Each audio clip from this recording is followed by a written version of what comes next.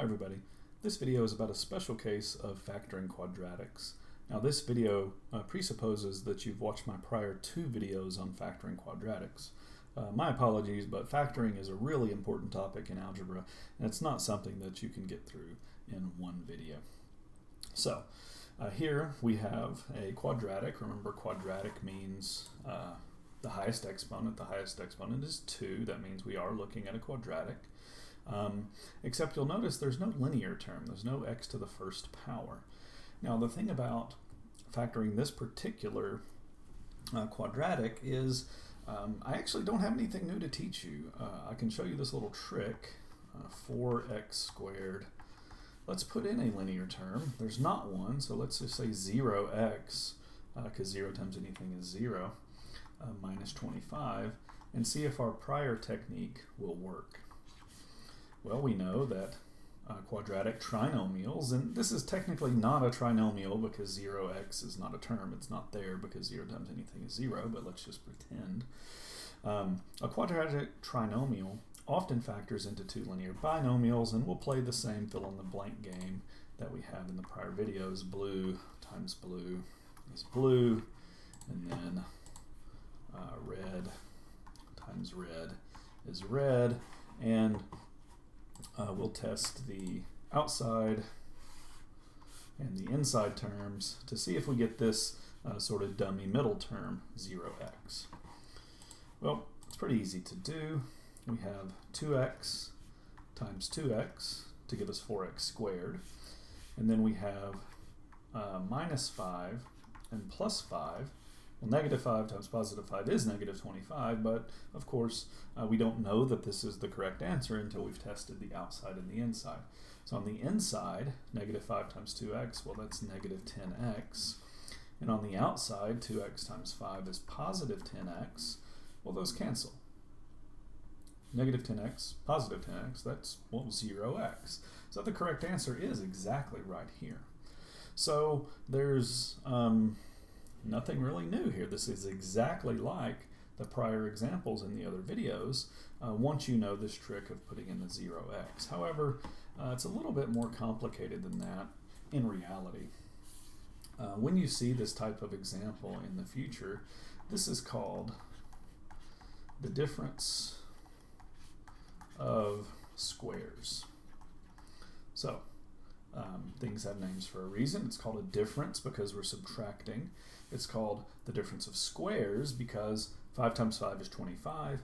2x times 2x is 4x squared. So these are both of these terms are perfect squares. And then once you skip straight to the answer, you'll see that the answer is, well, the square root of 25 is 5. So we have that in both of the last blanks. The square root of 4x squared is 2x and 2x. That's in our first blanks. And then we have a minus and a plus, which causes the middle term to be what it needs to be. So in reality, here's what you do.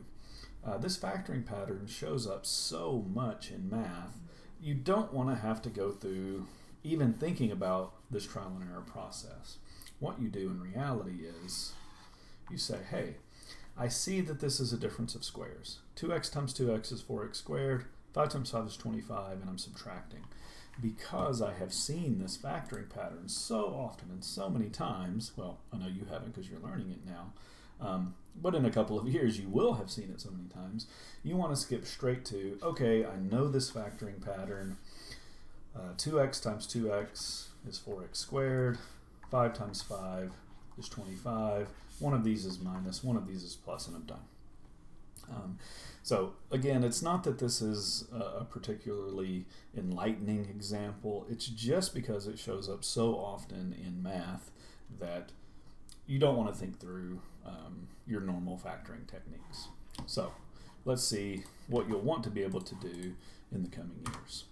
So let's look at this example. As soon as you see this in a future math class, what you should say to yourself is, hey, I see that I'm subtracting, so this is a difference.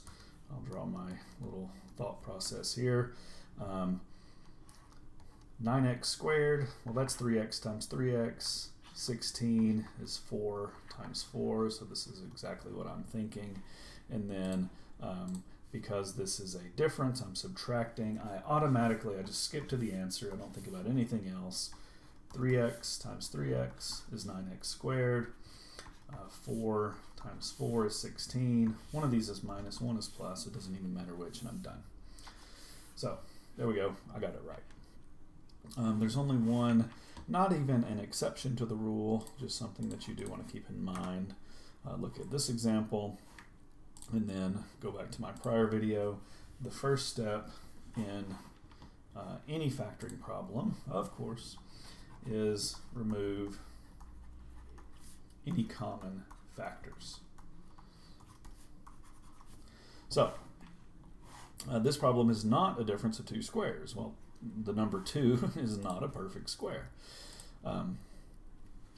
So this is not like the prior examples, but there is a common factor. 2 is common to both of the terms, and if I remove that, I'm left with v squared minus 1.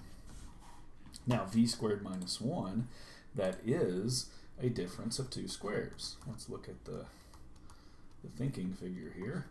V squared, well, that's v times v.